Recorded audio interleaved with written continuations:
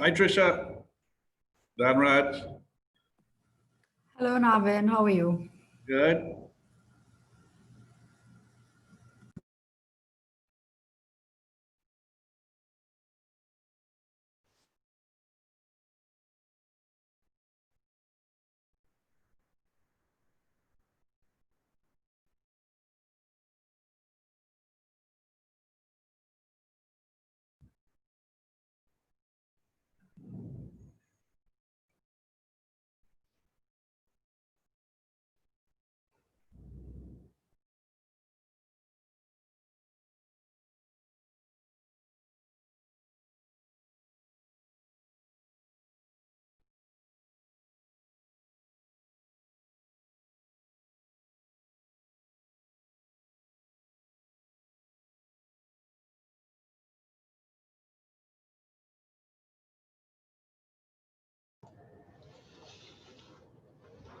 This is good. Yeah. Kind of far though. Kind of far.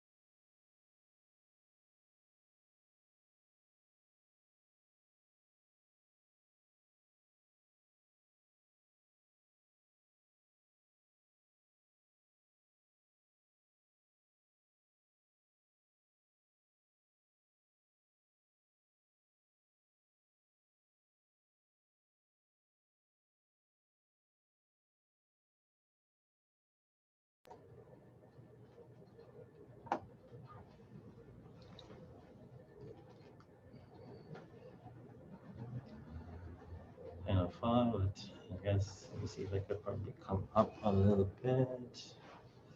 We still have to use the logos, you know. Yeah, have to use logos.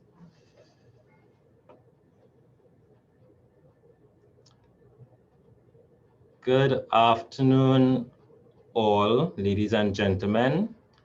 It is now 1 p.m. and I would like to begin this afternoon's proceedings.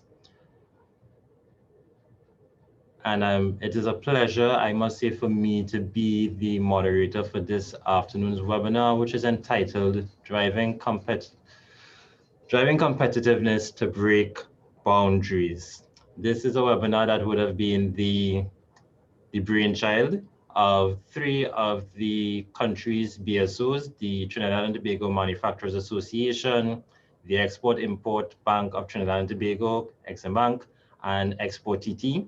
The 3 BSOs would have recognized that there is a need to drive competitiveness to break boundaries, as is the catchphrase for this year's TIC, Trade and Investment Convention.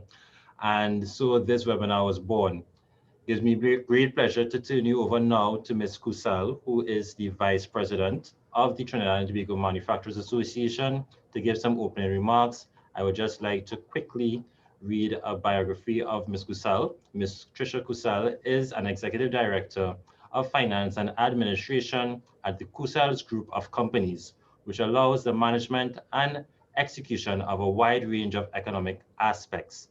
She's also the current Vice President of the Trinidad and Tobago Manufacturers Association and sits as the chair of TTMA's Advocacy Committee and a member of the Infrastructure Committee. Ms. Kusal is the founder, managing director, and corporate secretary of Top Class Distributors Limited, a company which falls under her sole jurisdiction. She holds a Bachelor of Business Administration with a minor in English and a master's in business administration. Ms. Kusal. Thank you very much, Christian.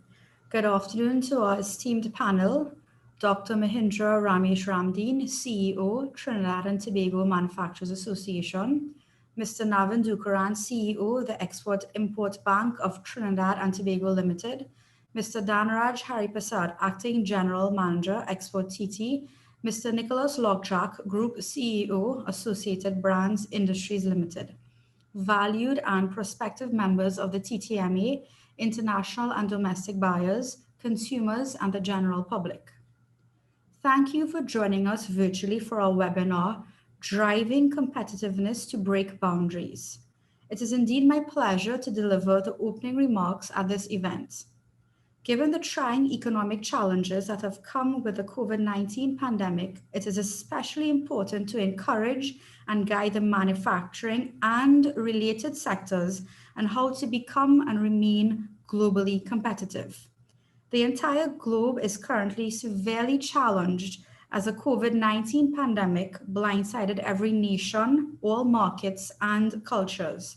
Despite the negative impact and the challenges we face during this time, it is critically important to encourage and guide the manufacturing and related sectors on how to remain globally competitive, as well as their ability to sustain their businesses while they navigate through the effects of the downturn most businesses are experiencing.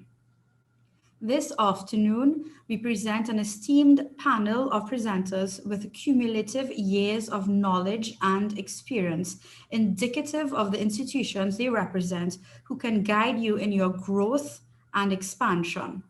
A member of the panel is a leading manufacturer, an international distributor, and an established businessman who can impart his knowledge and offer guidelines on running a successful business. In this regard, this afternoon's webinar would feature a moderated panel discussion from the aforementioned industry experts. Each member can provide you with sound advice on the best way to weather the storm. Exim Bank will feature a special presentation on the process to access foreign exchange as the limited availability continues to cripple crucial trade for the business community. We encourage you to engage the panelists during the question and answer segment, as the conversations will be beneficial to both you and to other attendees. It will also aid in bringing awareness and a better understanding of your challenges, and also afford an opportunity to devise relative solutions. Ladies and gentlemen, as I close, please note we value your presence and feedback during this webinar. We look forward to meeting with you during our future webinars. Thank you. Thank you, Ms. Kusal, for those wonderful opening remarks.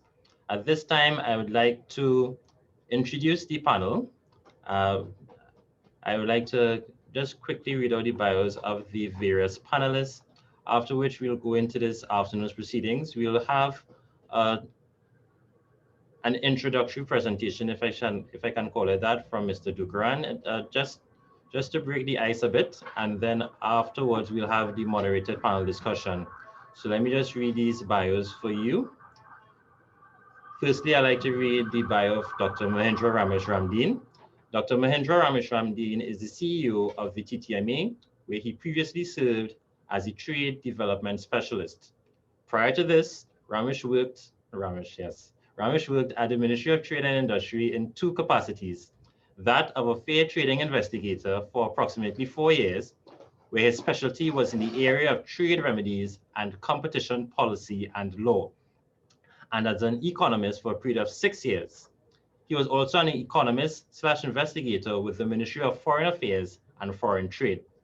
Dr. Ramdeen possesses a BSc in economics, a postgraduate diploma in international relations, as well as a master's degree in the same discipline.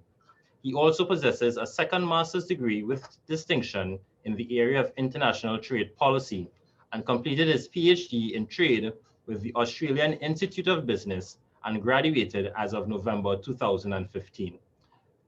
Mr. Navin Dukaran, second panelist. Mr. Dukaran is currently the CEO of the Export-Import Bank of Trinidad and Tobago Limited. His last role was at the UWI Arthur Lockjack Graduate School of Business as a program director of the Executive MBA.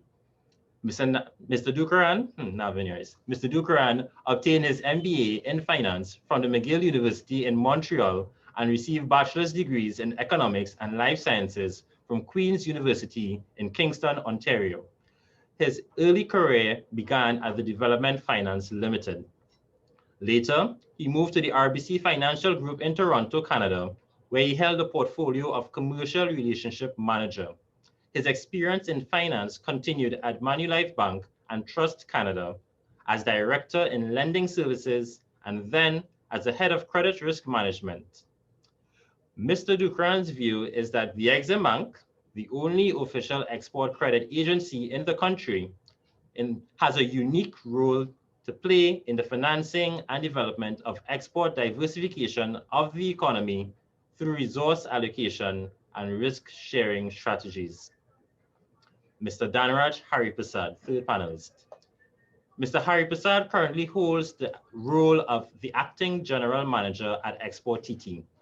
He has been with the organization for over 7 years, where he managed the functions of research, monitoring, evaluation, and export promotions.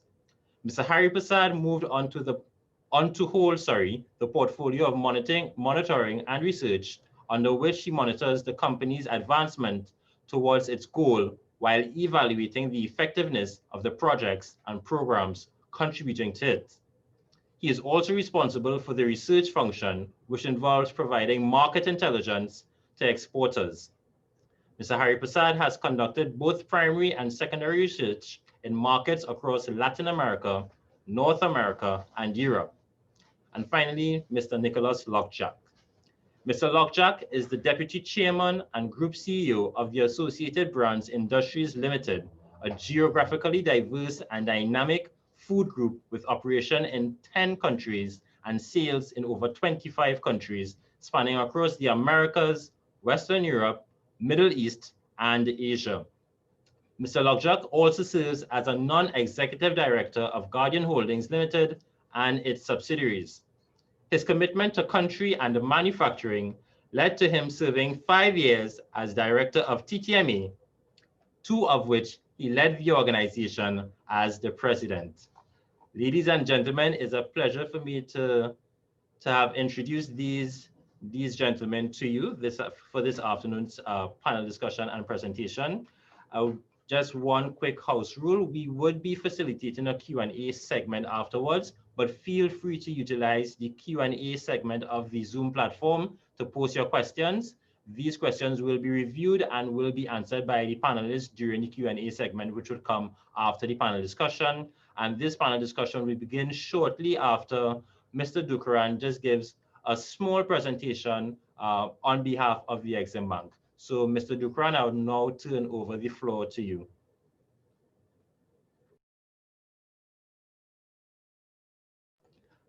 And also, if we can make sure that our mics are unmuted when we are speaking. Thank you very much, Christian, and thanks for setting up the frame like that. I must point out Ms. Kusal, Director Kusal's comments, open remarks are on point as usual, and sets the frame for us to have a discussion with a panel like this, including Nicholas Lockjack, Ramesh Ramdeen, and Dhanraj Hariprasad.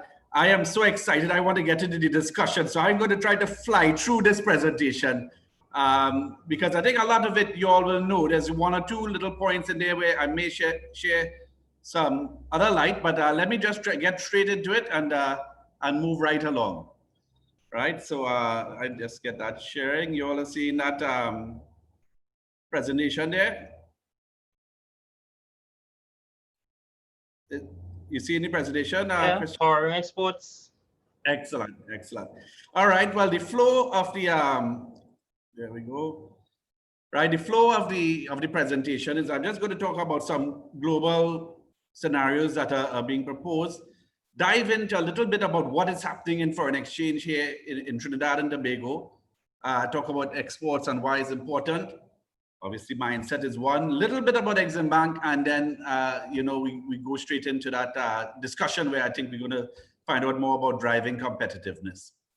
So when the pandemic started, you started to hear all these letters being thrown about it. It's going to be a L recovery, V, W, all kind of different things. The L was at the start when people said, well, we're going to go down, and we stayed down. I mean, this was the most pessimistic view. Then people started to say, well, no, this thing is a V. We're going down fast, but we will come back up very quickly.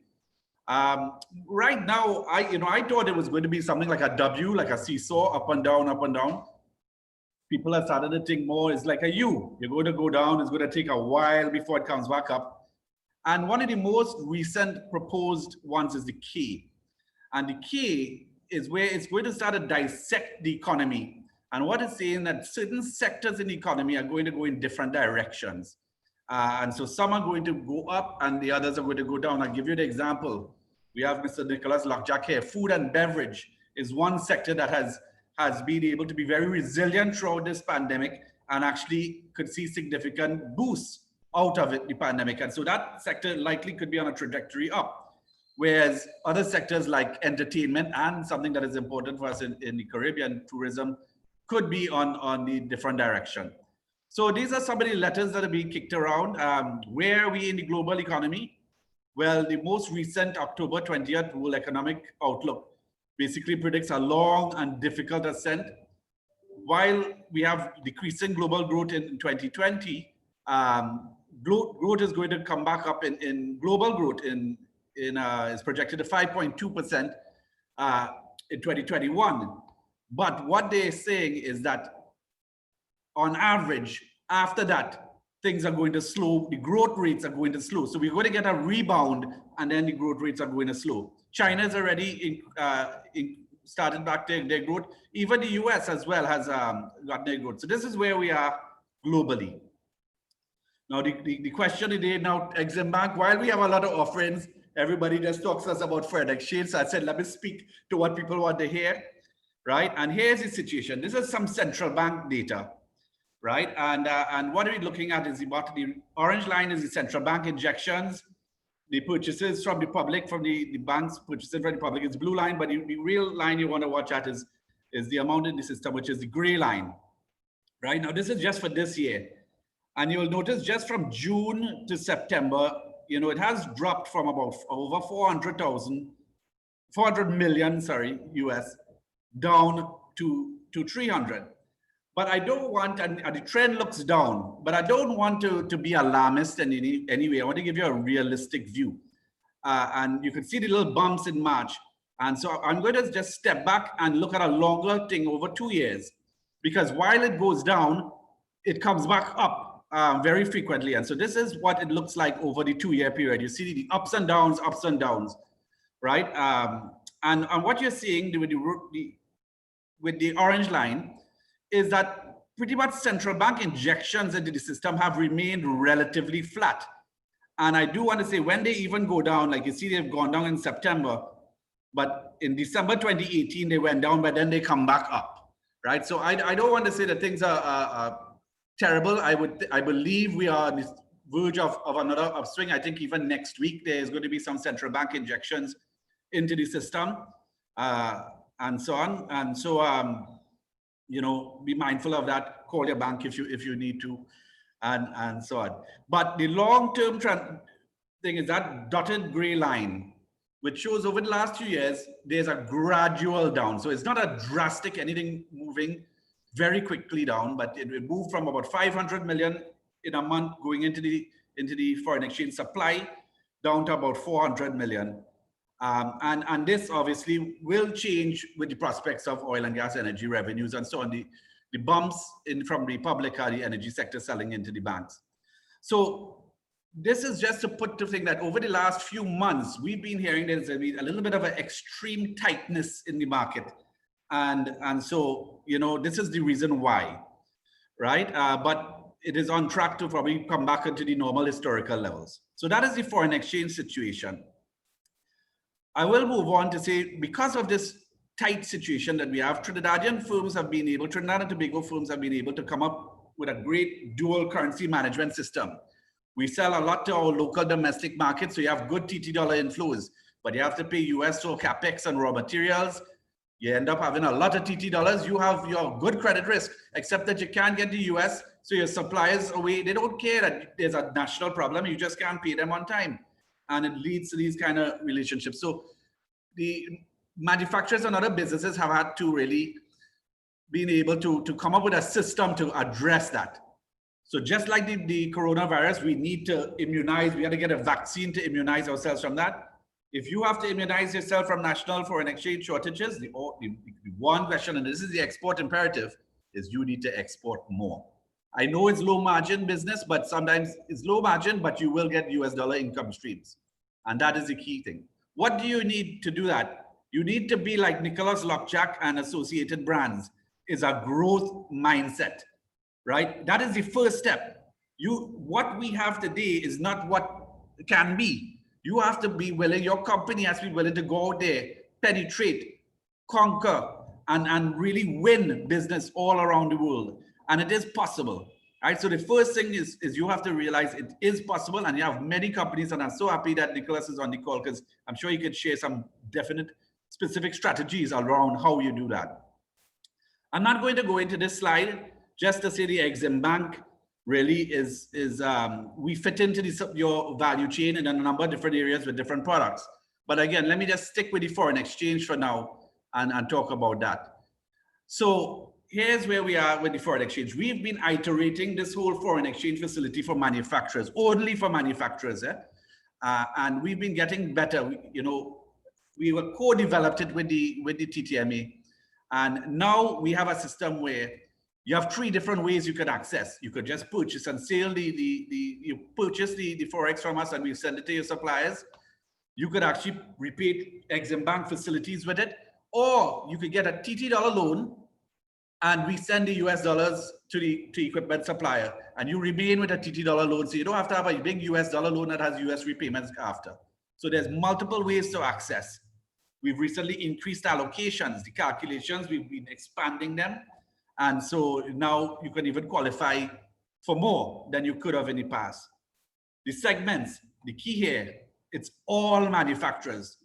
A little while ago, there was some, dependent on a certain level of sales, we could do this, we could do that, and we cannot do this. But now we've opened it up. All manufacturers can apply.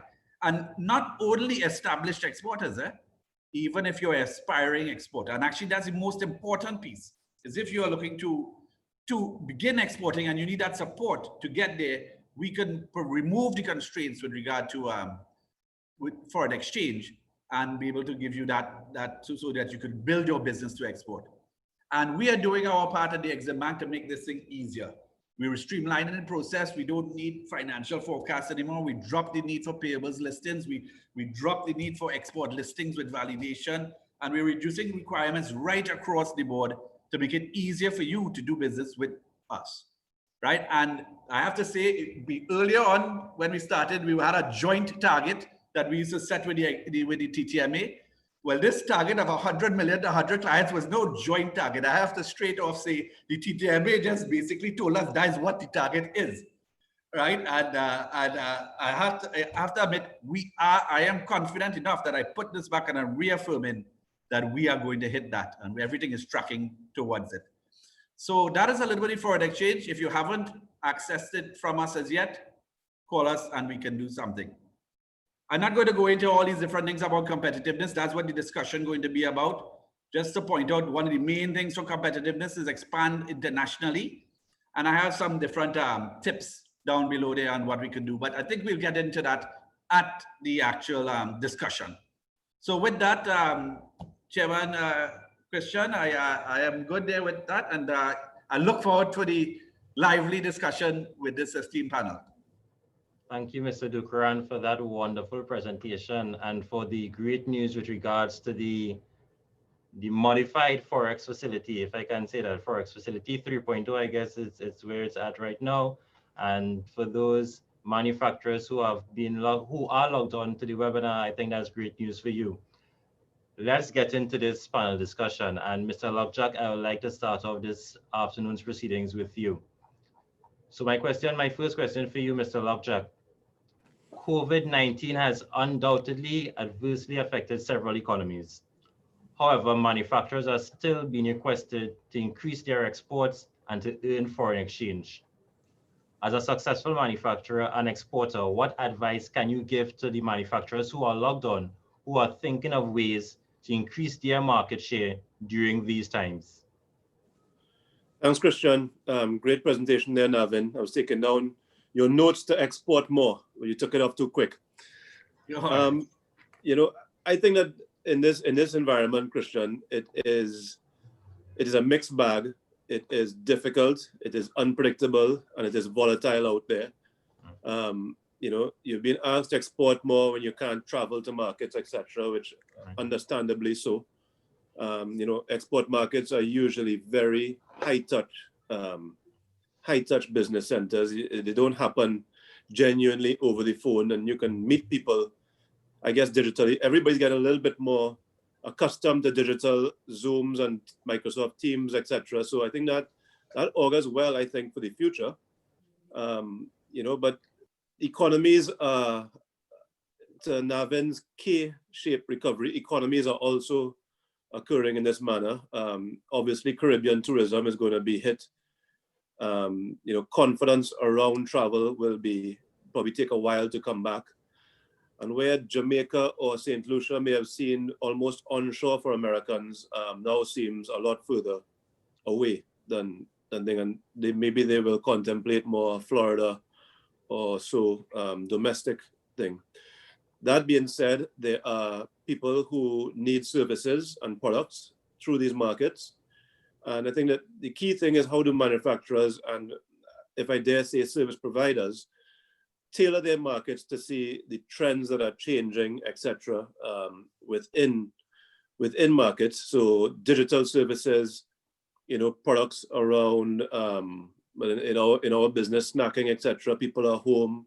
We don't have access to schools, you know, workplaces, etc., and canteens are all closed. So, you know, how we adjust to that is critical, not just in the export sector, but in all sectors, all geographies. Sorry.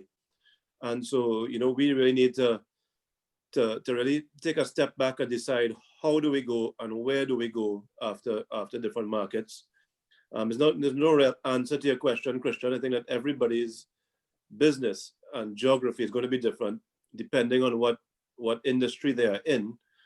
But certainly, I guess the main point is that we have to assume that this is for now, in the short to medium term, the new normal.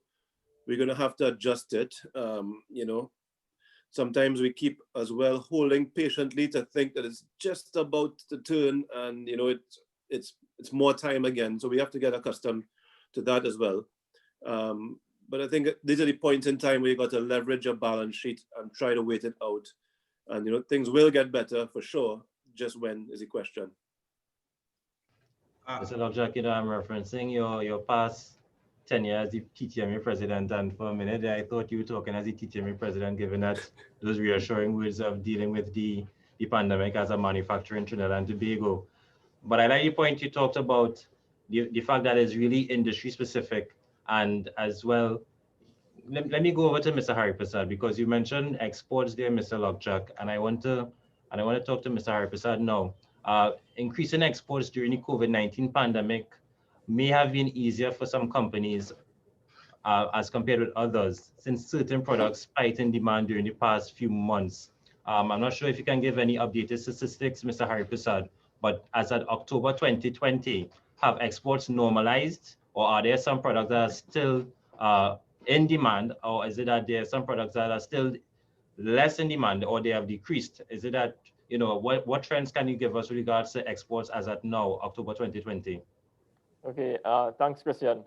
So just this morning we had a meeting with ministry, and you know, we're talking about targets and stuff like that. I think, you know, we still have pretty high and ambitious targets which we need to have for Trinidad and Tobago and non-energy exports. But certainly we need to take this sort of COVID impact into consideration. So with respect to the trends, we looked at the data, and I'm happy that Navin started with that alphabet there, so it gives me some context, because we actually saw that some products had more of a V shape in terms of they were able to rebound quite quickly in a couple of months after we had that March-April period of the heightened impact of the pandemic. So some of those items we saw, like soap, condiments like ketchup and mustard, flour or grain-based snacks, beverages, and some other hardware items. So they had more of a V shape and so rebounded quite quickly. Whereas we had some other products here that took a little more time, and they rebounded all the way in July, August, around that period. But the good news is that most products have rebounded. It's just that some took a little longer than others. So some of the items that took a little longer would have been nut-based snacks, construction material, books and tobacco and that sort of thing. But where we at right now, we have seen that things have normalized a bit. I think some products were bought in bulk initially, and there was a huge spike in the beginning, but then after, there was a lower demand as a result of those things being hoarded. But certainly, you could say it's toilet paper. You could say it's toilet paper. Yeah, toilet paper and hand sanitizer and stuff like that. So those things have normalized a bit now with respect to the demand. I think people have a sense of how things are working. The supermarkets will remain open. That's basically what we saw in the trends. And now globally, what I can say is I put some stats here in terms of our forecast for the US, which is a major market. And some of the items that we see declining would be like personal accessories, apparel and footwear, luxury goods, eyewear, consumer appliances, consumer electronics, home and garden, beauty, personal care, tobacco, and alcoholic drinks. Now, alcoholic drinks alcoholic drinks is where it starts to turn positive here, because I think we've been hearing a lot about those trends. People are at home now and the consumption is increasing, right? So some of the other products that have been increasing would have been soft drinks, consumer health products, pet care, home care, retail, tissue and hygiene, packaged food, toys and games, hot drinks and fresh food. So you see that sort of difference with respect to what is declining, high-end luxury goods, kind of durable goods, and then we see some of the other items that are trending upwards would be consumption goods, like soft drinks and things related to health and home care, etc. I guess a lot of people are spending more time at home and they have to make certain adjustments to their home to make it a little comfortable for them to work in. So if you are looking at pivoting, I mean, I would say you look at the data and see how things are going, where we are headed at. And again, pivoting is not easy. I mean, you have to work with the resources and the current structure you have to make that sort of shift. So I know it's not easy to just pick up your whole business and move on to something else. So I think if you look at all the options available, then you have a think about it and strategize which direction you'd want to go. Mr. Hariprasad, thanks for that. And you mentioned North America as the market, which you used as looking for, how the trends were. But I want to focus today on Latin America. So I'm going to bring you back into the discussion, Mr. Hariprasad. I want to turn over to Mr. Lokchak, then to you, Mr. Hariprasad, then to Dr. Ramdeen, because Latin America is geographically close to Trinidad and Tobago. Yet we have not seen that many manufacturers penetrating the Latin American market. And when I say Latin American market, I'm not talking about one or two countries. There are several countries in Latin America which possess an opportunity for local manufacturers to reap a great value and volume of exports, but that isn't happening. Fortunately, we have Mr. Lokchak as one of the panelists. And so, Mr. Lokchak, my first question on this Latin American market discussion will be to you. Geographically, Latin America is close to Trinidad and Tobago. However, manufacturers have not, generally speaking, manufacturers have not penetrated this market as much as they have penetrated North America. As a current exporter to Latin America, what advice would you give to persons who are interested in pursuing this market? And if you can, are there any particular markets in Latin America which you would like to recommend for local manufacturers to pursue? So those two questions are for you, Mr. Lokchak. Thanks, Christian. I think that on the first bit is to understand that Latin America, as you mentioned, if I took Latin America and the Caribbean, you're talking about 30 to 35 countries of different nationalities, cultures, where they've come from, their norms, their social behavior and social construct, legal construct, etc., where they come from. For instance, a lot of Central America may have been through civil wars, and not like where it's long ago in history. Some of them have been through civil wars. When you go there, when you go to, for instance, to Nicaragua, and you speak to somebody there, they talk about during the war. It's a very odd thing to hear from a Trinidadian that you hear that. So the main thing is like it's almost textbook in the sense that You got to know your people. You got to understand their culture, how they behave, what they do, what they look at, you know, and that type of thing is critical. I mean, if you think of how different we are to Barbadians, to Jamaicans, and we are just lumped into Caribbean in any other part of the world. And so, you know, further to that now, you start talking about getting to much bigger countries. Perhaps most of Central America are still single major city countries. You get to South America and you start talking about multi-city countries. You know, we operate in Colombia. Bogota is 10 million people. Medellin is 5. The whole country is 50 million. And a township is 1.5 million, you know. We also operate in Panama City, which again is a single city really economy. So you talk about Panama City, then elsewhere. I think a bit of a recognition, and you know, we come from a small island, so the island economy is generally the island economy.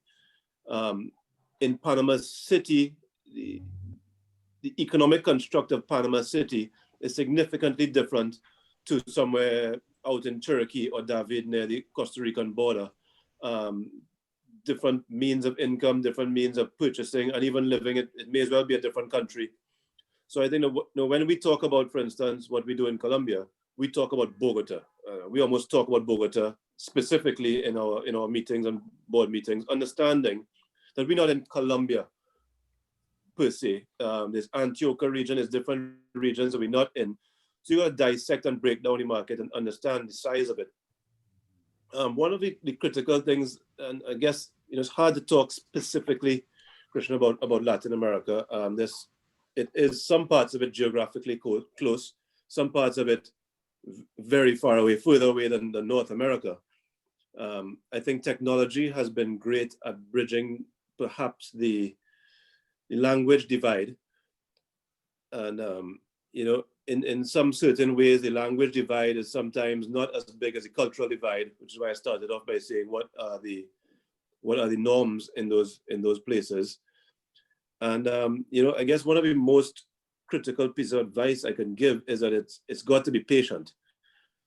These new markets, etc., need patience, and they also need almost constant tweaking of product sizes, product prices, of channels of distribution, of really, you know, playing with it while you're small in the market, because as you start to get bigger, you get more entrenched and become more difficult to change. So you got to be fleet of foot and be able to think. You got to create products for the market, not force Trinidadian and Jamaican products down on them. And so I think that's probably my biggest thing. To your last question on a specific market, don't really have a view on that. We take opportunity wherever it is. We cannot try to follow the free trade agreements, but sometimes markets aren't determined by duty-free access or not. Sometimes you can get in duty-free, but the access to retailers are even more difficult than the duty. So there's a market access and then there's a country access too. So I think that patience and really paying attention to it at the very top level of the organization is critical. If I could ask, Nicholas, just to clarify on something you were saying there. So when you say you have to dissect the market, so I guess Trinidadian and Tobago exporters don't have to think that they're going to go and take over all of Colombia. They could pick a city or a township. Like I think I know Cartagena, which is on the coast, which is the closest shipping port, major port to us, is only 1 million people. So is it possible to just target like specific geographies alone, is what you're saying, or you have to do it broad base, or what is the No, I think you can do that. In fact, if you go to Cartagena and you go to Barranquilla, you know, they probably see themselves more Caribbean than they do Colombian when you get up into the mountains, etc., Bogota and Medellin. But no, as long as you can find the right distributor or right partner to deal with a specific area, it can work out better, and you can take digestible size bites as opposed to trying to bite off more and being unable to manage the supply chain across all, you know. I see. Mr. Doctor, yeah, I like the perspective with the population as well, because you would have mentioned that one of these cities can hold as many as 10 million people. Put it in perspective, you are operating in a country that has a total population of 1.4 million. So I agree with that perspective, and thanks, Mr. Dukran, for asking for the clarity on that, because if it is you enter just the city alone of one of these markets, in fact, you are actually playing in a much bigger market than probably half of CARICOM, or probably even most of CARICOM, just by entering the city of one of these markets. And that point that you raise about culture is so important. I think it's a point that, and I thank you for bringing it up, because I think it's a point that we miss when we're discussing exports, the fact that you have to understand the culture of the people who you're interacting with. And I guess that brings home your first point, where you're talking about you prefer to be in the market. It's a touch and go market, not a touch and go. Using an expression, I'm trying to remember the expression right now, but it's basically that you have to be in the market to try to understand the market. I remember you talked about that when you giving your first responses. So thanks a lot for that, Mr. Krishna, I think, for instance, we always think of that in terms of in North America, where we are probably all much more okra and familiar with. But any of us who travel to Miami and New York, it may as well be different countries. I mean, it's very, very different than the people who live there, etc. And these big Latin countries are no different. Correct. I think, if I may interject, Christian, Nicholas made a great point. You have to create products for the market, not just push whatever current products you have down their throat and expect them to accept that. So I think that's a great nugget from his discussion that we need to keep in mind. And I think Son, yeah. Of course, Dr. Ramdi. yeah, I mean, I would like to jump in a little bit here. I fully endorse the comments being made by everybody on the panel. So for Nick, really great job as usual, but I don't expect anything different coming from you.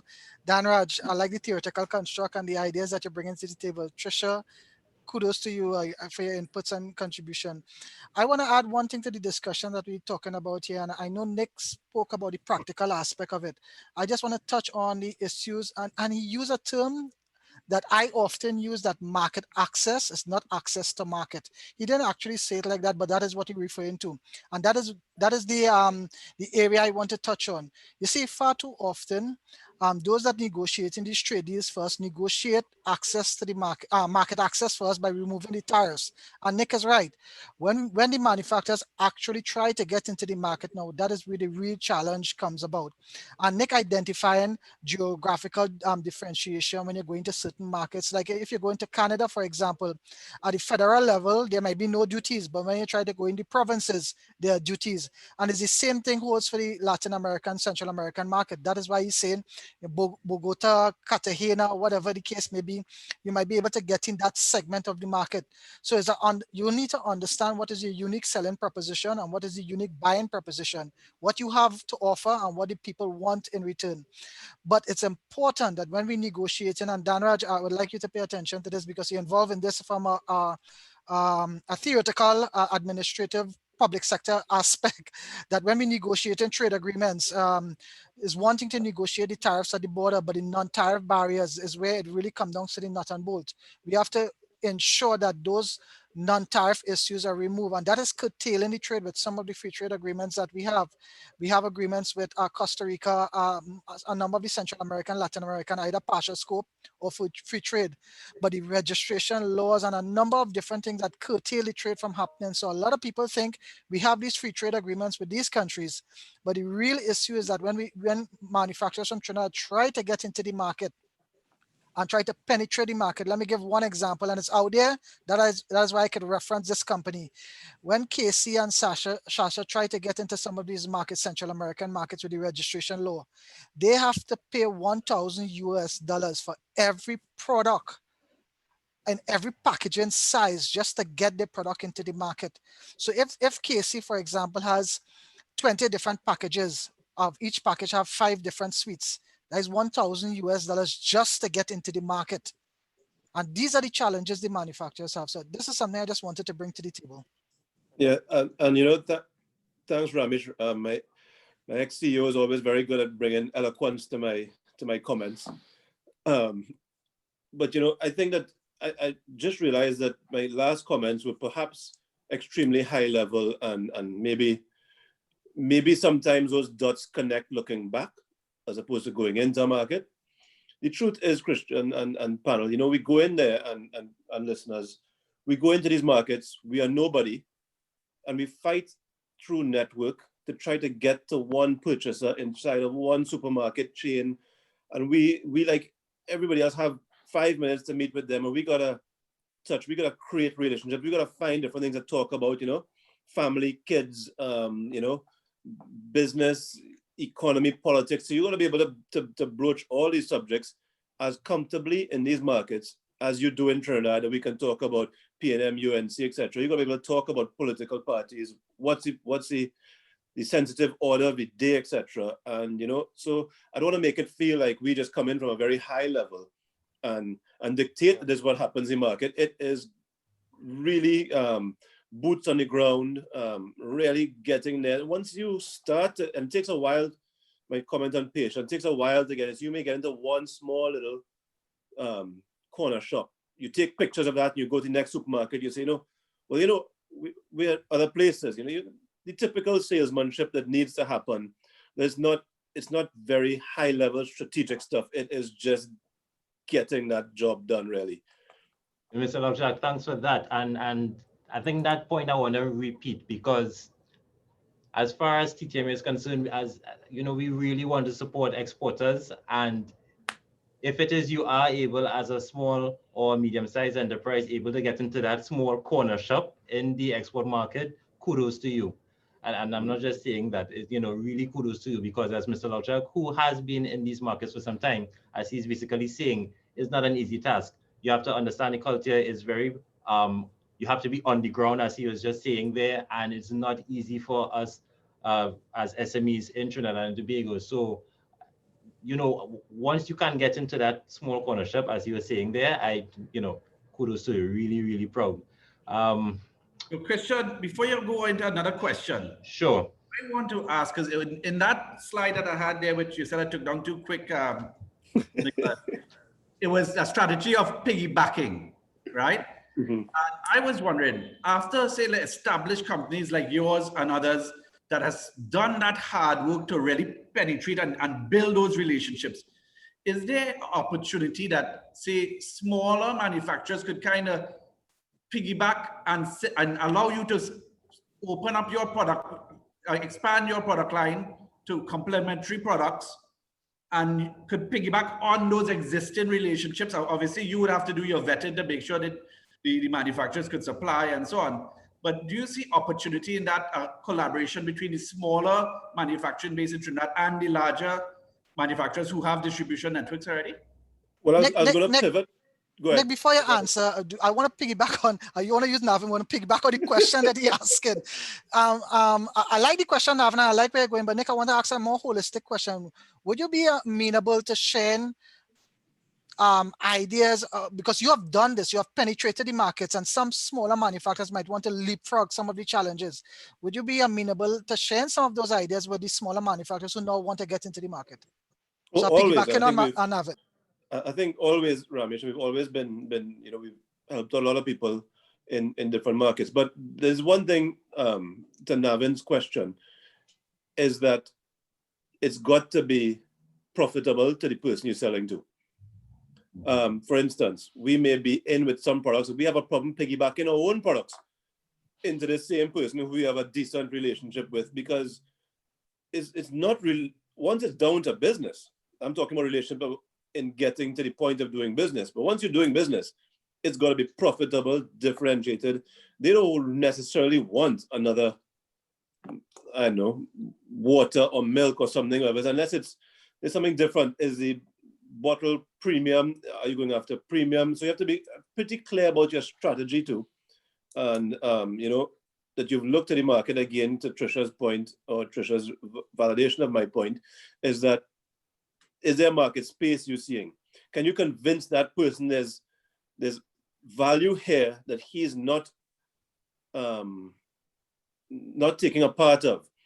I'm just looking at a bottle of water. Is there a very premium bottle of water that we can get in there that is giving a different upgraded thing, or is there something that he can sell for very, very cheap? And I was going to actually pivot the conversation to you, Navin and Dhanraj, in that, you know, the whole topic of this panel is competitiveness, and we haven't spoken yet about the fundamental tenets of competitiveness, which is ease of doing business, which is efficiency through report, which is you know, discount factor discounting and competitive exchange rate policy, and all these other things that really affect whether it makes sense to go and have that meeting first off. So, Mr. Lockjack, let me say that Oh, I God. have those questions written down, and Okay, sorry, I will Christian. be raising those questions. No problem. I'm glad you brought them up. So, Mr. Dukaran and Mr. Hariprasad and Dr. Ramdeen, please look out for questions on ease of doing business and global competitiveness index, etc., because those are coming. But thanks, Mr. Lockjack, for preempting. No, Christian, before we move on, if I may say something in terms of like a market selection, right? Because I think Nicholas framed it well with respect to the high level and then working your way down to the low level items. Because I mean, you have to figure out some way of determining which markets you want to look at initially. You might look at the trade data, you might look at trade agreements and stuff like that. But then that kind of paves the way. It gives you, well, it helps you to hone in on which markets you want to look at. But then when you delve into the details of things that Ramesh is talking about, the trade agreements. Now, trade agreements are not automatic. You just can't pick up yourself and say, well, all right, this market has a trade agreement. I'm going to export their duty free. There are intricacies with respect to the rules that you need to abide by. Your product needs to be covered, etc. But then you go deeper into it now, and then you see things like import requirements. So in terms of like, what do I have to do to my products to get in there? And Ramesh raise those non-tariff measures. Now, the thing is, that could be somewhat tricky because you have to look at why those things exist. From our perspective, it's a barrier. From the country's perspective, it's probably something that protects their consumers.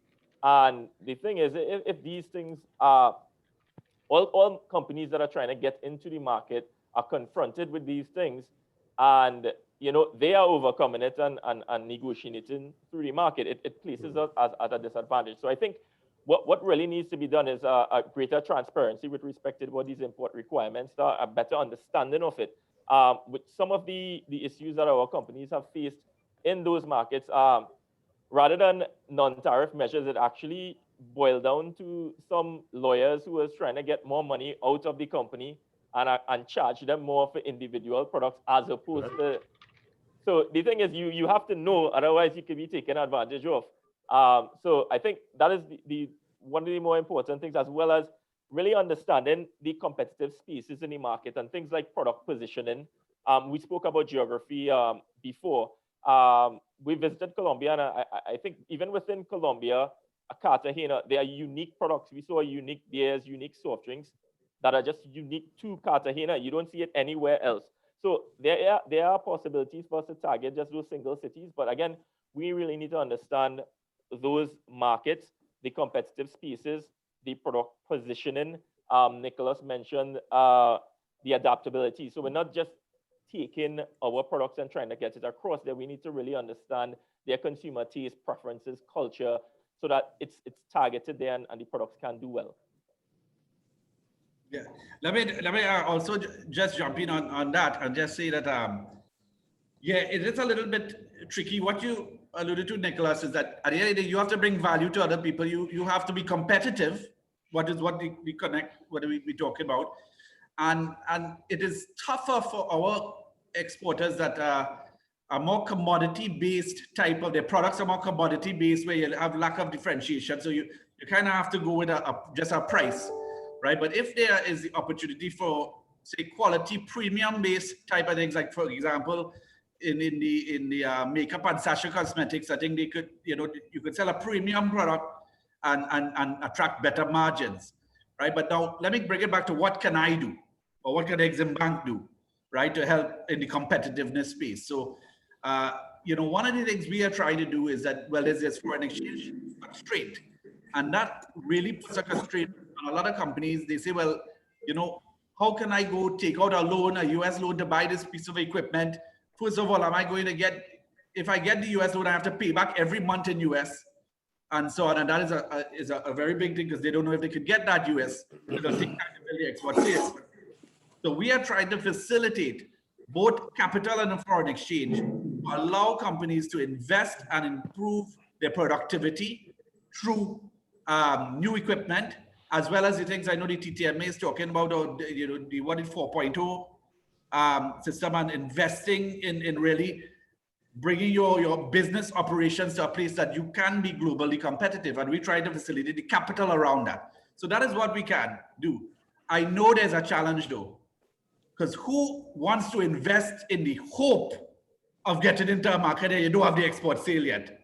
You know, you guys you want to know that there's some level of certainty that you are going to be able to get into that market before you invest. So that is the tricky piece. Navin, we try to bring the capital side of it. Yeah, because what happens, Navin, is when you are going to a buyer as well, they are going to be looking at you for your capacity. So if they are requesting a certain order, they want to know whether or not you could fulfill that order. So that happens at that meeting, at that probably negotiation. So it's a bit of a chicken and egg situation, really, in terms of how determining how you navigate through that. And let me just make one other point. Sorry, Christian, I know we're going all over the place here. Probably have your no, agenda, feel free. Continue. But, you know, the other thing about these Latin countries is they are extremely competitive. They are extremely competitive. And, you know, I've heard calls for perhaps more collaboration amongst local manufacturers. And why are we trying to kill each other, etc.? It's not about killing each other. It's that, you know, our group has a very strong competitor in the Bermudez group. We know each other very well. We compete fiercely, but it makes us so much better in the export markets than if we just collaborated and didn't understand what real competition was. And so, you know, I think that our competitors pushed us to be better. You know, if I dare say, maybe we pushed him to be better. And, you know, you find that where the industries are extremely competitive, perhaps are the people who are able to go out and deal with the competition, not as a new construct, but as a, you know, because we can get pretty, if it's such a word, filled with a bit of a hubris that we know we can walk into somebody and demand that you take our product on your shelf. It's been some years since a lot of us have gone in there and really had to do what I was talking about before. So if you, and so I think that the internal competition within the country, within industries, really helps us on the export side tremendously. Nick, now, sorry, Christian, if you don't mind, I jumping in a bit here. It's a nice point that Nick made here to segue, or to use Marvin with a piggyback on. I just want to touch on one thing about the manufacturers in Trinidad and Tobago. We have over 70-something people listening here. We have people from seeing from America, local companies based in America, and a number of different people on here.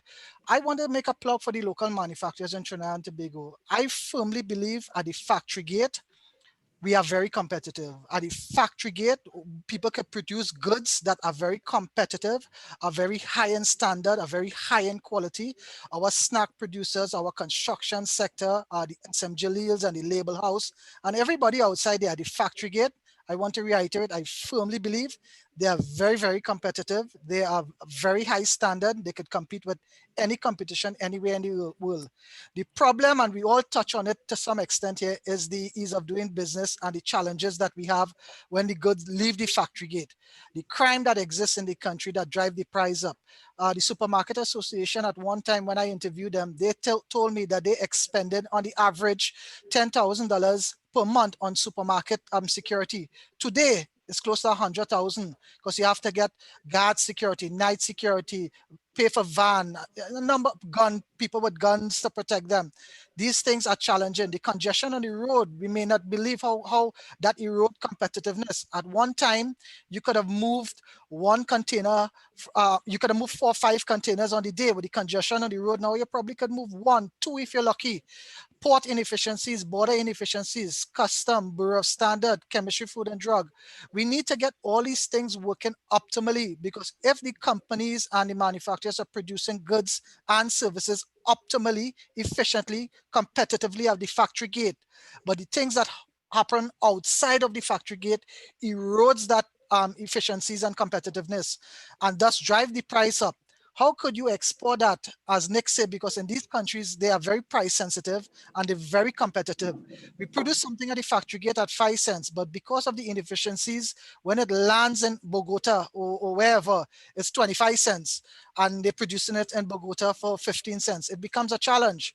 So I hear what we're saying about the manufacturers need to be competitive, but I firmly believe the manufacturers, not my manufacturers, the manufacturers in Trinidad and Tobago are very competitive at the factory gate. But some of those inefficiencies that the manufacturers don't have control over outside of the factory gate becomes a problem. And I know this dovetails nicely into Christian questions on competitiveness. Well, you know, and I didn't want to stop the discussion at all, but yes, so I'd want to bring in that question formally into the discussion now. Dr. Ramdeen, Mr. Hari Prasad, Mr. Dukaran, Mr. Lockjack, I'd want to have an idea of between 3 to 5 issues that really affect manufacturers' competitiveness in Trinidad and Tobago.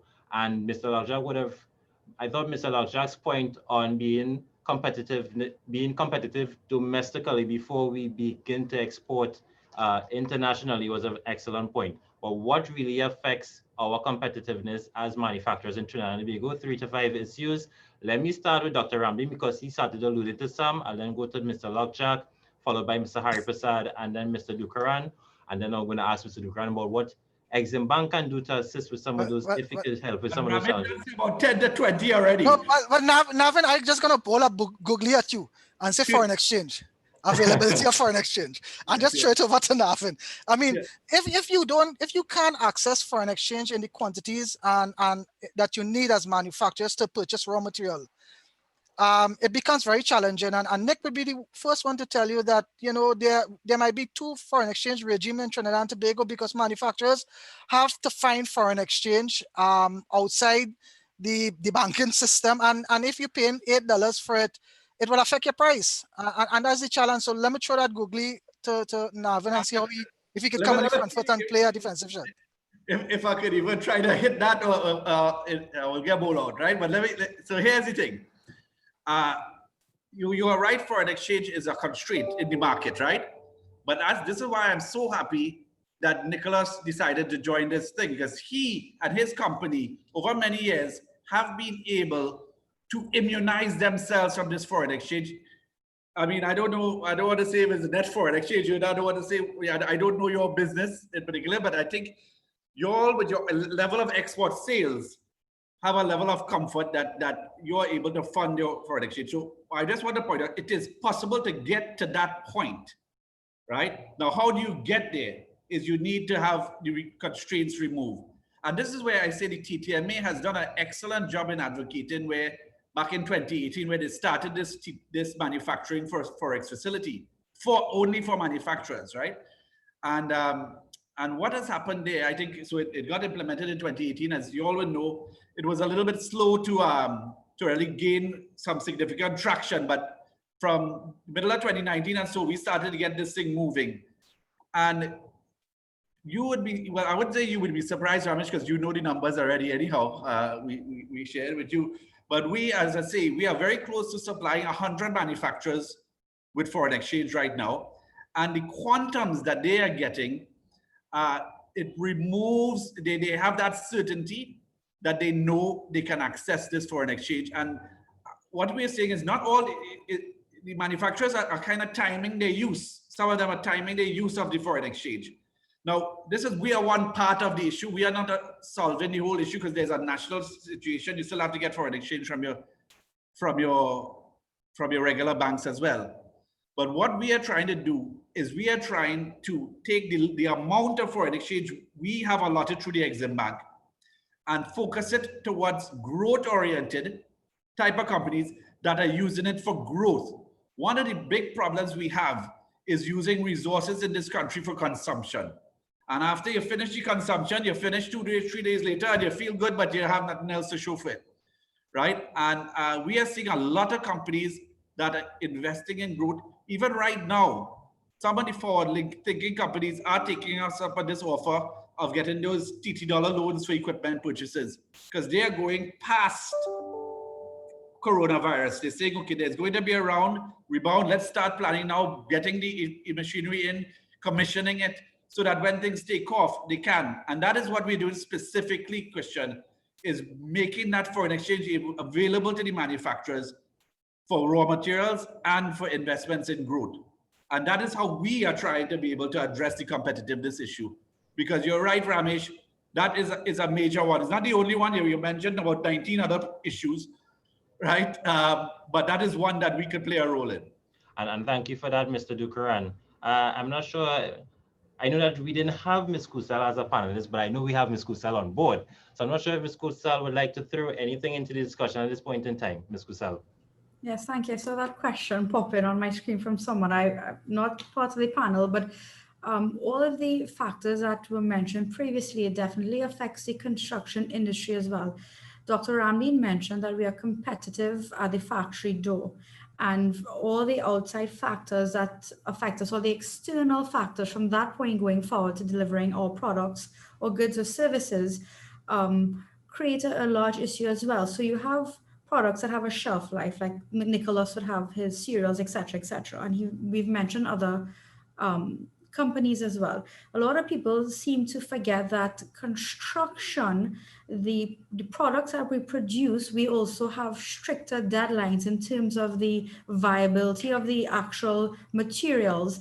I will give you an example. A load of concrete or a truckload of asphalt, those things are time sensitive. Asphalt needs to maintain a certain temperature for us to be able to use it, certain specifications that we have. Concrete is the same. Sometimes we have, for building large products, we use ice concrete. If we do not deliver these products at a certain temperature levels within a specific time period, you can lose a few $1,000s worth of assets in one truckload.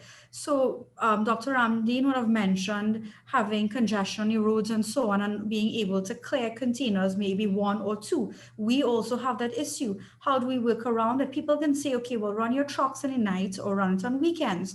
We cannot do that when you work with regulations and you have a contract with government entities or other people where you have to do it Monday to Friday during working hours. So of course you see the trucks and the construction companies getting the blame for causing congestion when it's not really our fault. We have parameters in which we can work. Also keep in mind that when we try to do back end, such as stocking and so on weekends, that's an additional cost to the manufacturers that we have to pay. You pay double time, overtime, etc. We can work. I mean, everyone in this panel, they're all business people.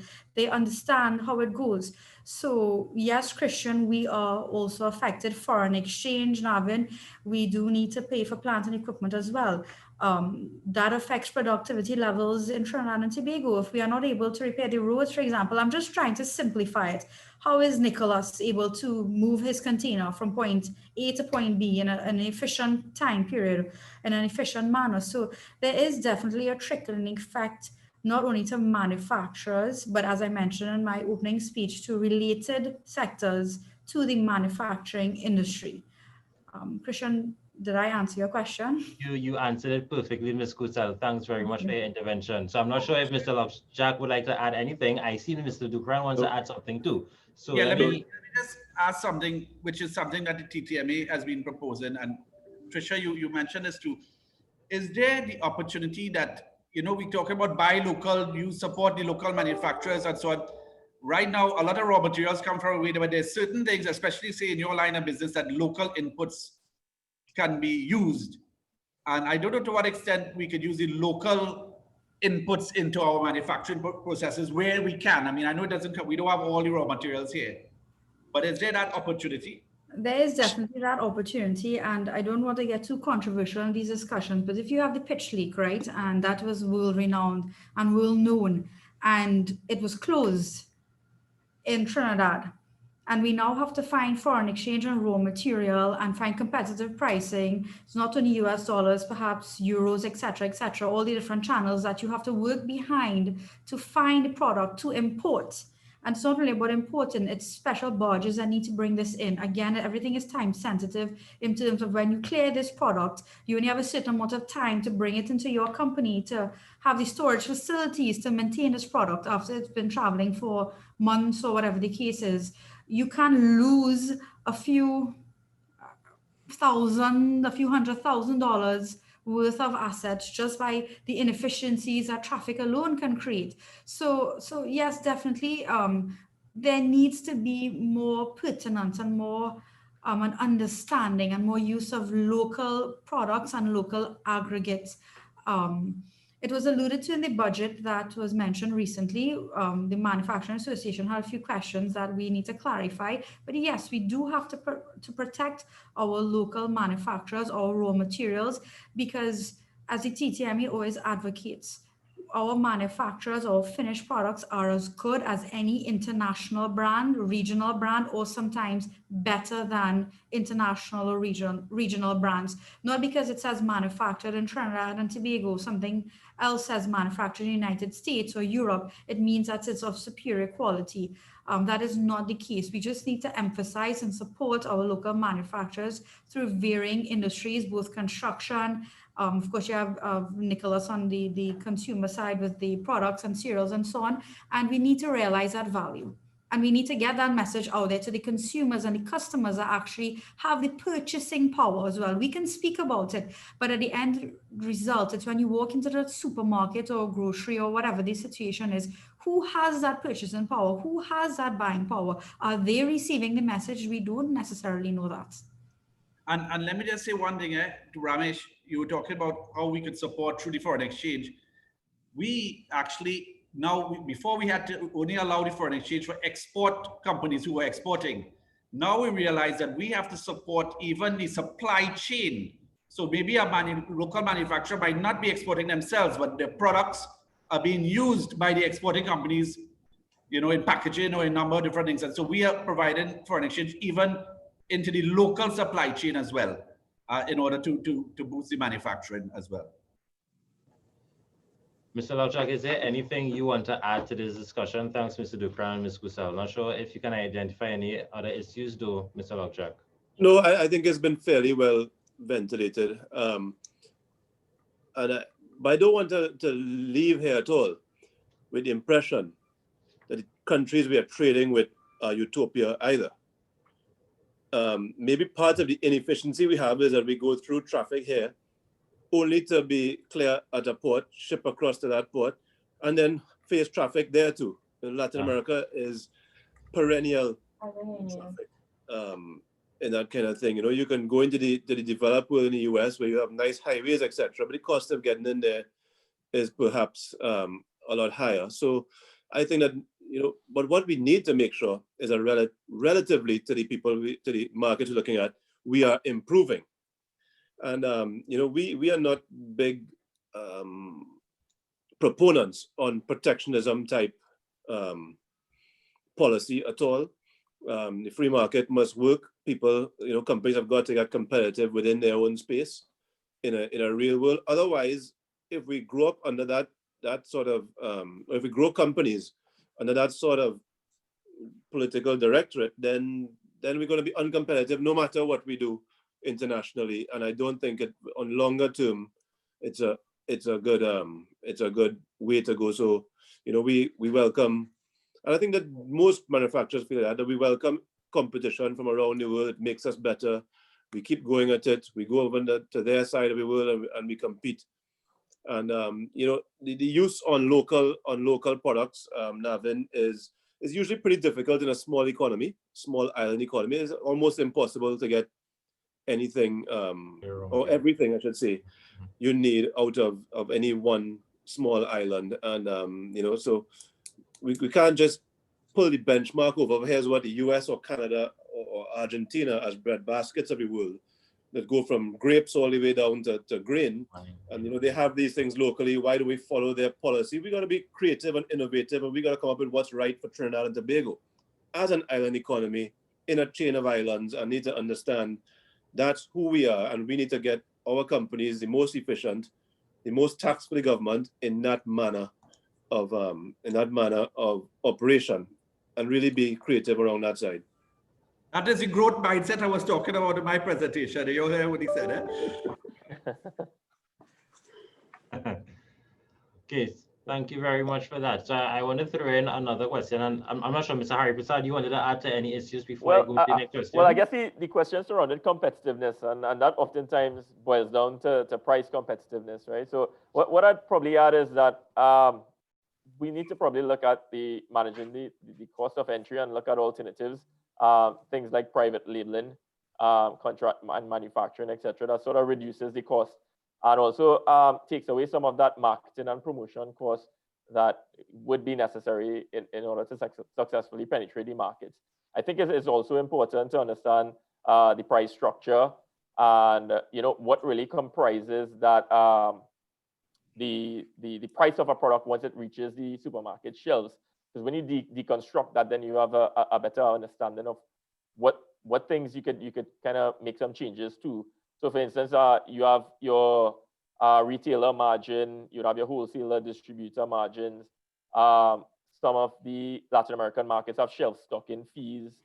And then you have your duties, your cost of production. So I think that is important as well with respect to trying to make some changes and negotiate with your distributors or retailers to be able to offer a better price in the market. And that's important. And I think that private label and contract supply does reduce your cost a bit, but it also does commoditize your business and drive your margin, etc. down. And I think it's, Trinidad is a global player in the energy and the chemical business. But those are by nature commodity items. And just why, when it comes a time where we are not the lowest cost producer, a methanol plant can simply mothball, put on a ship and go to where the most competitiveness is, the most competitive production area is. And so I think that, creating a brand, obviously, and creating some intellectual point of difference is critical. And just in looking at our Q&A, somebody asked around whether Export TT or Exim Bank were partially offsetting or helping to offset any promotional or branding in export markets. And I guess that's a good question I just read here. So I don't know who to throw that to. Yeah, well, I saw the question and I thought that's a nice one for me to just pass that googly or pass it over to Rachu and who can help. Yeah, no, it's something that we're actually looking at in this fiscal because, I mean, we conduct a lot of trade missions and, these B2B meetings happen, leads are generated, the conversion happens, and we end up getting orders to these markets. But there needs to be that sort of sustained presence because most of the products that we getting into Latin American markets for the first time, there's no brand recognition. I mean, they are popular in the region, but no one really knows those products there. So there's really the need for having that sort of promotion, whether or not it be small things. Like I see something that is quite popular in Latin America is those in-store promotions and tastings and stuff like that, where consumers can get a direct contact with the product and determine if they want to buy it or not. And then the product is also on the shelf. So you like it, you buy it, similar to what PriceSmart has. So some little things like that where we're trying to push in this fiscal in particular as support to those successful exporters who are able to get into the market and secure orders. But can I jump in here? Go ahead. Yeah. Nick, sorry, I know Navin threw a googly at Danaraj, but I want to throw it back in Navin court because I was having a conversation with Navin as well. Because the Exim Bank needs to redefine itself to some extent because in other jurisdictions where they are Exim Bank, when importers want to purchase goods from Trinidad and the local territory, the Exim Bank provide that revenue or that loan facility for the international buyer. So likewise, someone want to come and place a small order from Nick for 100 containers, which is a small order for Nick. but the point I want to make to you that person who wants to come and purchase Nick's product should be able to access the facility at Exim Bank to purchase that order, and that will help the local manufacturers. I'm not saying that we can move from where we are to that point overnight, but as Navin would know, I've been having this kind of discussion with him, so where Exim Bank could look at best international practice that happen outside there and see how they could incorporate some of those things in their offerings as well. Well, Ramesh, you are a man, you always see the future, right? And you're definitely 100% right. Right? Other countries, what the Exim Banks do is that if you want to purchase stuff from them, they will lend you the money, They lend the foreign people the money. It's called buyer financing. Right as we speak, we are going through a transformation process here at the Exim Bank. And we have a team out of the European Union that is doing a lot of studying on that specific product about buyer financing and looking at how we could operationalize something like that here. So we are going down the road. We have some work to do, but you know, I find, you know, all we have to do is listen to the TTMA and we know what we need to do, right? So I definitely, that is 100% one of the most effective ways an Exim Bank can really bring value to the local market, and we are working on that. So gentlemen and ladies, sorry, Mr. Hari Prasad. No, just going to say Navin is reading his spin very well, man. Nice. So we have been committed to a 2:30 p.m. cutoff, and I am seeing some questions in the chat and in the Q&A. So I'd like to just start asking some of those questions, after which, if there is any further time, I can resume asking some of the questions I originally had, but nevertheless, thanks for the discussion anyway, guys, right? So let me start with an interesting question from Rima Mohammed. And I think it goes back to the question with Mr. Lockjack, where you're talking about the competition. But interestingly enough, we actually facilitate, sorry, I shouldn't say we facilitate. There are products which do not always comply with local regulations that are being sold on the market. And so while local manufacturers do not mind or welcome competition, illicit competition is an issue. Mr. Lockjack, Dr. Ramdeen, Mr. Hari Prasad, even Mr. Dukran, Ms. Kusal, illicit trade, how does that affect local manufacturers, their ability to be competitive and their ability to break boundaries? Let me start with you, Mr. Lockjack. Clearly, it's not good for business. Clearly, it damages the marketplace that is grounded in a certain, even if you even say on the local market, is grounded in a certain cost of production and cost of distribution. If things are coming in illicitly, I don't know if I go so far as to say dumping, but certainly products not intended to be here, and it's gonna be deleterious to the manufacturers who are competing in that space. Further point is, I think there's also sometimes a free pass given to any product that comes from a developed country, even if they don't subscribe to the right labeling or right conditions or right regulations. Well, it came from Germany. I mean, it may not have English in the pack, it may not have, you know, and when we go through things, and this is why sometimes, you know, our Caribbean neighbors say that, you know, we may be protectionist in nature because, you know, they come and they try to be forthright about certain things and try to do the right thing and say, you know, what's the labeling needed? And they get sent back to do all sorts of jump through hoops on their labeling. And then they come and say, you know, here's a product from Germany, from Poland, from the USA, from Canada that does not have who it's manufactured by, does not have an expiry date, only some random code, etc. And you allow them in. Why not? Why do it? Well, it came from the USA. And I don't think that is fair. So I think that when we talk about illicit things with no English in it, I think it's pretty easy to point the finger at India and Taiwan and China and so forth. But I'd raise the point to the more to the bigger brands that are not labeled according to our laws. And if that's the case, then make our laws compliant, but let's make sure we don't operate in a breach. And you know, so that's my view. Let me jump in here now, Christian, on that. Nick, you made a valuable point, but I think it's not a question of not having the laws. I think we do have the laws in Trinidad.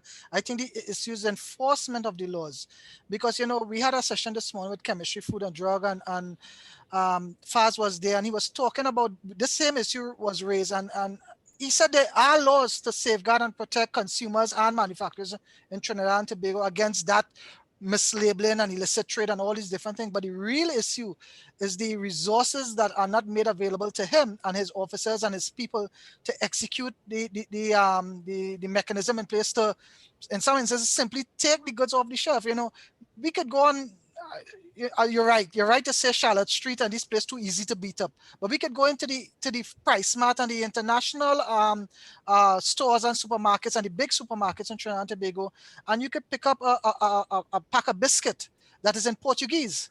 And there's no English writing in it, but you can't ship your biscuit to Brazil with only English in it. It has to conform to the prerequisites of the languages that enter in the Brazilian market. The laws exist in Trinidad and Tobago. No product shouldn't be coming into Trinidad and Tobago without English written on it in the labeling. So the laws are there, the issues, the enforceability, the mechanism to engage these things, and these things impact the competitiveness of our manufacturers. So I see another question in the chat here, and let me pose that question. Mr. Dukran, this one is for you. I mean, I see that it's directed to manufacturers, but Mr. Dukran, you're the financial expert here on this panel. So the person is asking, have manufacturers thought of using China's example of using the weak TT dollar currency to make our exported products more competitive in the global markets? So this person is taking it from the point of view that depending on what we do with the value of the foreign exchange, the exchange rate, if you can play around with the exchange rate to make our exports more competitive. I'm sure the other panelists can have a view on it, but Mr. Dukran, financial expert, what are your thoughts? Yeah, well, I'm just gonna should have we recorded this thing when they're saying financial expert enough? But here it is. There's a lot of different opinions on regarding the exchange rate and the use of the exchange rate, and there's a view that if you were to depreciate or devalue the exchange rate, your exports become cheaper. However, the impact that it will have in Trinidad and Tobago is not as pronounced, or is not as we talked about having local inputs. That works very well when you have a number of local inputs. But once you have foreign inputs into your manufacturing process, not only when the exchange rate goes, your exports, the price might go down, but your cost will go up because you're still paying foreign currency prices for all your raw materials and so on. So the impact it would have would not be as great as if we had an economy, but again, it's a small island economy, so you can't have everything happening. So with regard to that, I would say that it's something that should be examined. I believe market forces, the same way, Nicholas talked about market forces, is something overall that should be the guiding principle over time. You let market forces determine things, but I think in terms of, say, using the exchange rate as a tool, that has limited benefits, and it has consequences as well.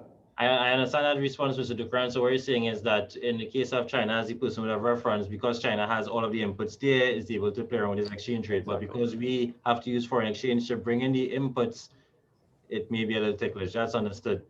Yeah, but all our factories are also calibrated in TT dollars, at least unless you're a major oil and gas person, your major overhead cost is in TT dollars, your employees are in TT, everything else in TT. So even if you imported 100% of your product and put some labor, and so you'd still export at a full exchange rate, including profit, and everything gets translated back. Yes, I mean the level of your sales mix, I think, Navin, is what determines more. If you are bringing in product to add some value and sell predominantly in the local market, you'd be more hard pressed, and it all comes back to getting the manufacturers to export more, and then exchange rate policy becomes more favorable, and perhaps that, but also I think I made the point in the budget presentation, but all our comparative neighbors are depreciating, and that makes it difficult. Colombia's gone from 2,800 to 3,700. I mean, that wiped out our business. Not wiped out our business, wiped out our profit. We just trade with Colombia now, and so it is. We have to make a decision as a company. Do we keep the market, or do we let it slip because it's unprofitable? And we are market people, so we're going to keep the market, and we're going to find a way to put profit in it, and it may entail moving production over to Colombia, etc. And so those are the things that happen when the disparity in exchange rates become too great, and you have a market that you need to secure. It now incentivizes us to look at foreign investment versus local investment. So that's just a flip side to that, Navin. And then yeah, I appreciate that. Once you have the market imbalance, it leads to non-traditional supply of foreign exchange, which also has negative consequences as well. Yes. So thanks very much, gentlemen, for that discussion on the exchange rate. Let me pitch this one to you, Mr. Lovejack. Ms. Kusal, feel free to answer this one as well. So it was mentioned that targeting specific markets or territories for one's business products. That was the discussion we had earlier. But if we're looking at online, so example, having an online marketplace and using, for example, an Amazon store, do we still need to target specific markets or territories? That's basically the question from the person. Is it that once we go digital, can we now look at the entire world and stop narrowing our perspective on focusing on particular export markets? Not sure, Mr. Lovejack, Ms. Kusal, not sure which one of you all want to take this, or both of you. I'll just take a quick one and let Trisha fulfill the rest of it. But supply chain and logistics are a key part. If you order anything from Amazon today, it's only because we happen to have decent logistics between Miami, New York, and Trinidad. Christian, if you wanted to order something from Mexico, how long are you going to take to get it? And how is it going to come? And where is it going to come? And where is it going to get transshipped to and lost from and all this kind of thing. So it's nice to think that products can follow the digital world, but physical products have a bit of a problem. Now, it does not mean you can't create market. I think it's still traditional targeting and getting your stock into that market if you feel there's a thing. The channel in market can possibly be digital. Your sales channel can probably be digital, but you got to get physical products to there. And I think that delivery infrastructure is what will drive, in my view, the adoption of the e-commerce marketplace in any specific country. Is how good the local infrastructure is. For instance, I was trapped out in the States and came back, and Food Drop is around. I think Food Drop is my chef. Ms. Kusal, I'm not sure if you want to add to that.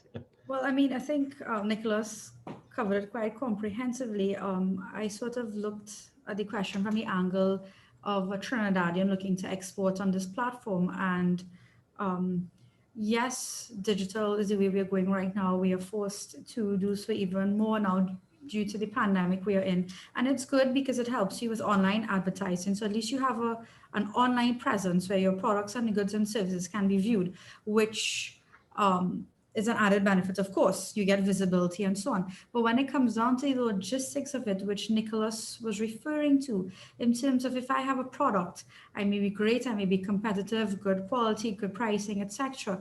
But it depends on where that product needs to be shipped and the type of product it is. How do I get that to that market at a competitive price? That, I think, is a real key issue there. eBay is an excellent platform. Amazon is an excellent platform. There are many others, and we should try to use it to our advantage. The logistics in terms of shipping, I think, is where the bottleneck would be. While we're able to produce a good or product at a competitive price, I think actually getting it to the end user may be a bit of a challenge. Kristen, if I could just have 30 seconds on this one. Sure. Yeah. I think Trisha and Nick hit the nail on the head there, so I wouldn't repeat what was said.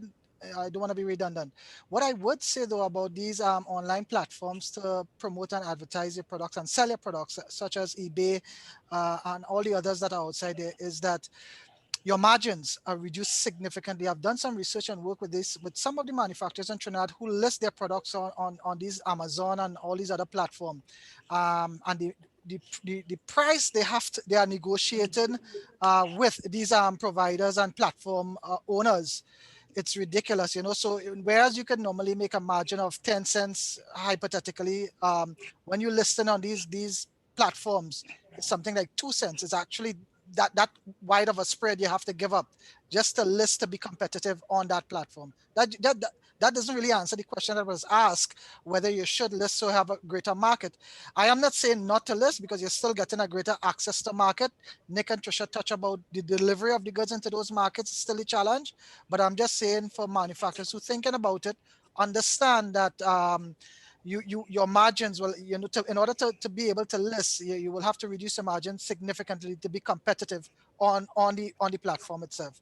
but it's still a viable option. Thank you very much, Dr. Ramdeen. So I am looking at the time, and I must say this discussion was quite an exciting one. All of the panelists were very much engaged, and even the how to describe Ms. Kusal, our Vice President, TTMA Vice President, who was not a panelist, but who lent her information, who provided to the discourse anyway. Thank you very much for that. I want to give each person one a few seconds, let's say 30 seconds, closing remarks on the topic driving competitiveness to break boundaries. Let me start with the featured manufacturer, Mr. Lockjack. I want to just get 30 seconds. What do you want to leave our attendees? What final nuggets do you want to leave with our attendees before we close this afternoon session? No, I think that, just as a closing thing, I think the market and the world is changing. I think that COVID-19 has thrown everything into a state of absolute chaos and variability, and different. No longer can we just treat with our markets the way we used to. The major problem I think that we've had over the COVID period is that every single one of our markets, not even the market, the governments of these markets are taking different decisions. In Jamaica, we have curfew. In Trinidad, we have different sorts of movement. And so all of it is based upon a lockdown of some sort of interaction, and they've dealt with it differently in different parts. And that's been a hell of a thing, trying to be on top of that and really manage our business where we may have managed by policy. We got to empower people to make decisions on the ground. That we got to trust that people are going to make the best decisions they can for the company, and they're going to do it, and some things they're going to slip up on, and I think that's a critical part. And I think for the most part, people are probably now starting to come to grips with new business again. I think a new business drive for the entire year. Anybody you spoke to says, well, call me back after it's done. But they're realizing it's not going away, as I mentioned, and they realize, hey, if we're going to grow our business, we got to talk about it in any case. So we're going to start doing some digital and far off stuff. And I really am proud of the companies in Trinidad and Tobago and how they've adopted and pivoted and navigated this difficult and ever-changing environment. Not much on competitivity, but I guess it's baked in there somewhere. Thanks, Mr. Lockjack, for that. Ms. Kusal, let me turn it over to you. Any final remarks? I mean, I think Nicholas said everything there. You're going to throw me in under the bus right after Nicholas made such comprehensive remarks. I think because of the markets that we're in right now, the economic times due to the pandemic, I think it's important to be able to adapt and pivot.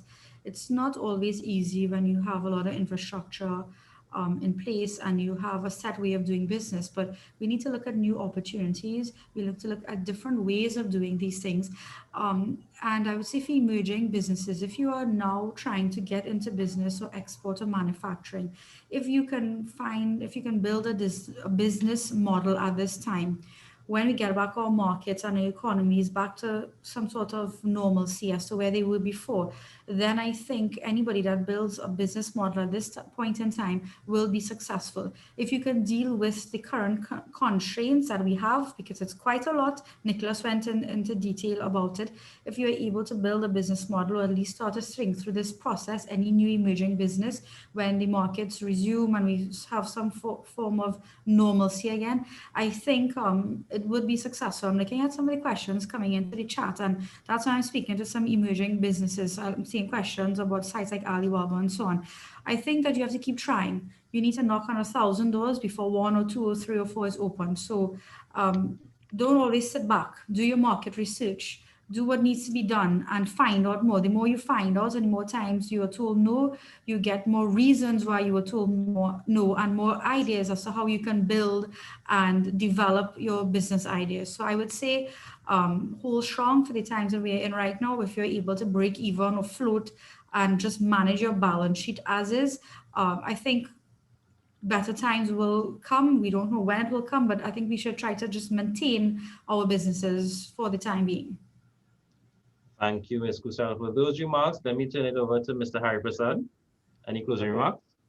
So Ms. Kusal mentioned market research there. So that is what I'd want to focus on, because to do anything, you really need to have the information about it and have the knowledge about it to craft your strategy.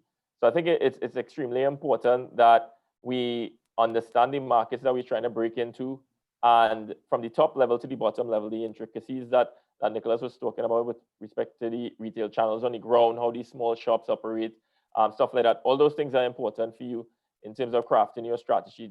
I know these markets could seem very big, but we could break them down into regions, cities.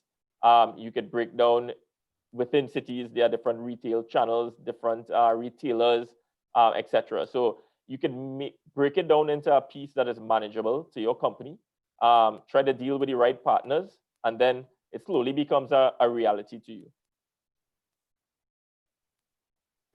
Thank you very much, Mr. Hari Prasad. Mr. Dukaran, any closing remarks? Sure. Well, you know, my main message is that we need to export, and you can do it, right? We have companies like Kusals and associated brands that show you that it can be done, right? And these are the type of strategies, you know, you use empirical data like what Dan Raj is saying, but it can be done. And there's a lot of help out there and a lot of support. Exim Bank, as I said, could provide foreign exchange even to aspiring exporters or new businesses that have plans to export. And TTMA has a lot of services that they could bring to bear to help you get you there. Export TT has a lot of services, and Exim Bank has a lot of support. And there are even other organizations that could bring some assistance. So there's a support system, and we are all working together. Let's make it happen. Let's make it happen. And finally, Dr. Ramdeen.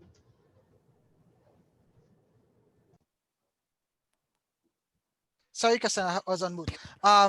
Let me end on a positive note. I think that everybody is saying the right thing, government, private sector, we all saying that we need to pivot to embrace the new normal. I think we have a lot to offer in Trinidad and Tobago. I think we are producing some of great products. We have great manufacturers. We have great leaders. We have good measures being put in place to address all the concerns that we're speaking to. Everybody know where we are with the ease of doing business, 105. We want to get to a number that is much more palatable to us, 50. So no one can say that they're ignorant of what needs to be done. We need to work and execute to get to that level where we want to be. All hands on deck. We hear government saying pivot. We hear private sector saying pivot. We have a lot to offer in Trinidad and Tobago. I think we have a great ground. We grounded in some solidarity. We have people like Navin and Danraj and TTMA and everybody on board working towards one common goal. And I think collectively, if we continue in this vein, we could create a framework that will allow for long-term sustainability and growth of our businesses and our country. Thank you very much, Dr. Ramdeen. And let me just give some closing remarks. Let me firstly thank Ms. Kusal, the Vice President of the Trinidad and Tobago Manufacturers Association, for not only giving opening remarks, but contributing to this afternoon's panel discussion. Thank you very much, Ms. Kusal. Let me thank the panelists, Mr. Nicholas Lockjack, Mr. Danraj Hari Prasad, Mr. Navin Dukaran, and Dr. Ramesh Ramdeen. Gentlemen, your points were most appreciated by all. It's in the chat. I'm just reading through the comments in the chat. Very lively and informative session. Thanks for the relevant and timely insights. Very rich conversation. Thank you for this session, etc. I've gotten some comments via my phone as well. One or two persons with us on WhatsApp. So thank you very much to all members of the panel. As I would have indicated to the attendees, we recognize that some of the questions were answered, but please contact the TTMA via edb@ttma.com. That is edb@ttma.com. Send the questions to me, and I would forward the questions to the panelists, trying to get answers from them and respond back to you. Mr. Dukram would have indicated that the BSOs here, Export TT, Exim Bank, and TTMA are here to help. And so I'm sure that both Exim Bank and Export TT are more than willing to provide further responses to any questions that you may have. So please feel to direct them to the TTMA, and we will contact those BSOs on your behalf. Thank you all again. Do have a good afternoon. Yeah. Thank you, Chairman. Thanks, Christian. Thank you very much. Take care, everybody. Bye. Bye. Okay, bye.